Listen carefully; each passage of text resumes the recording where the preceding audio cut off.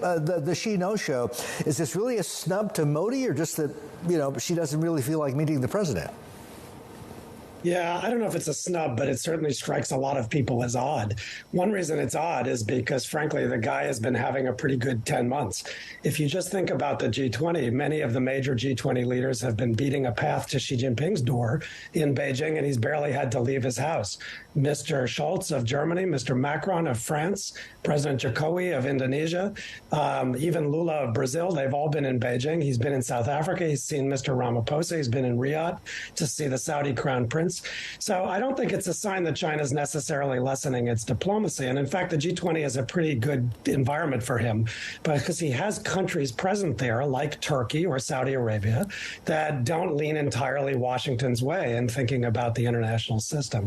So my suspicion is that he's either preoccupied domestically, which is interesting in and of itself, given the state of the Chinese economy, or that he's decided to signal that China can opt in or opt out of some of these multilateral groups, in part to send a signal to the United States and to the G7 countries. So it bears watching, but I actually don't think it suggests that China's downgrading the G20. After all, they're sending their number 2 official, Premier Li Qiang, and President Xi's been to 10 of these previously.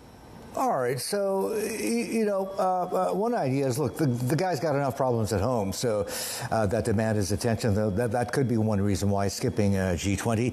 I'm sure you saw a piece in the Nikkei talking about how some of the party elders actually dressed down Xi Jinping at Beidaihe. Have you dug into this, and how credible is this, do you think? Well, I saw the piece. I didn't think much of it. I mean, it was attributed to sources close to Xi Jinping. I'm a little skeptical that the reporter would have been talking to sources close to Xi Jinping. There's no question that China's got a lot of domestic challenges, and Mr. Xi has a lot on his plate.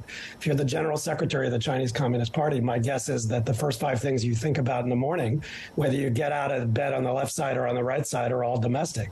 Keeping the Chinese Communist Party in power, keeping the economy from falling off the cliff, growing the employment market by 11, 12 million new jobs a year, especially since the labor market's being hammered for white-collar college graduates, but also at the other end of the spectrum as well, and beginning to try to change up some elements of China's economic model, which is something they've struggled with for a decade and a half now, and where Mr. Xi's ideas haven't really produced results. So my guess is he's probably a little bit preoccupied. There's some strange things that have gone on, the disappearance of the foreign minister, some PLA, People's Liberation Army generals disappearing, but he seems large and in charge of his political system. And so I think the next test really is whether he's going to come to the United States for the Asia-Pacific Economic Cooperation meeting in the fall. If he skips that, then that clearly suggests there's something that's preventing him from going to major multilateral summits. Because as I said in response to you earlier, he has been traveling around to Russia and Saudi Arabia and other places that are congenial for him. Yeah, indeed. And you've got one of China's intelligence agencies throwing shade on the possibility of that meetup in the Bay Area at the end of this year. Let's talk about the U.S. side of things and bring it to the here and now, because we're still a couple of days before the G20 summit. Right now in Jakarta, you've got the ASEAN summit underway. And interestingly, Vice President Kamala Harris is there. The president is skipping that. And, he's getting a lot of flack for that, given how important Southeast Asia is supposed to be in this whole idea of ASEAN centrality. What do you make of that?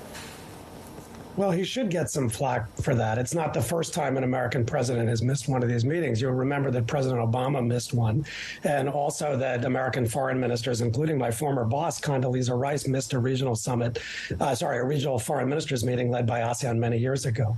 Was it Woody Allen, I think, who said that 80% of life is showing up? So for the United States, if you want to be present and you want to project leadership in the region, it's important that the President of the United States show up. Having said that, I don't think it's catastrophic. The United States is doing a lot in the region. I think the real challenge the United States faces is that nearly all of its major initiatives in this part of the world, many of which are designed to backfoot China, are in the security and military space. Meanwhile, in the economic rulemaking and standard setting space, the United States has apparently been content to withdraw from most of the major regional standard setting and trade pacts, while China itself is applying to join.